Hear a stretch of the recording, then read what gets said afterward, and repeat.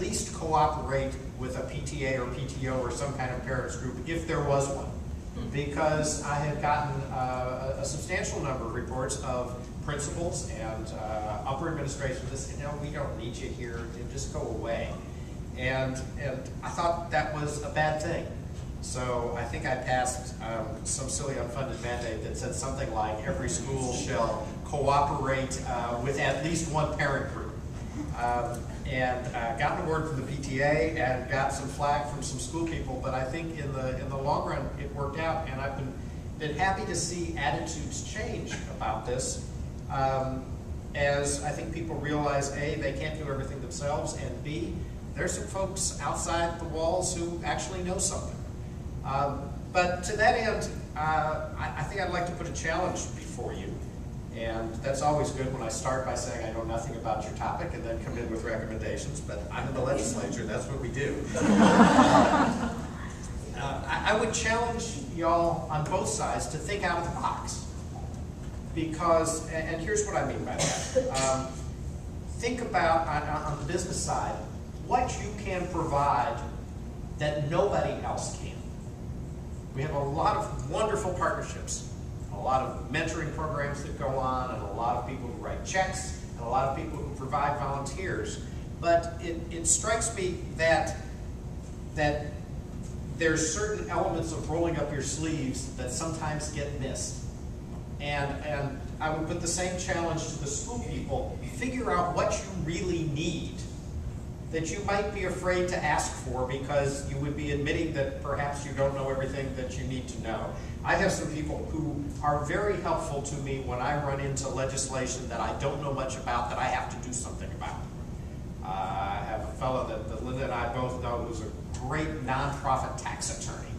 And strangely enough, I've had a number of bills on that. It's terrific to be able to pick up the phone and call him and get his specific expertise. Principals are being asked to do more and more and more on their own as a site-based sort of thing. I like to say that we give principals enough power to fail all by themselves because they don't really set their overall budget. They don't necessarily set policies, but they are expected to control their budget, their school district, figure out spending priorities. If you're in business and you understand operating ratios, if you understand how to compare what's going on in your business with another business, that's information that some principals need to have.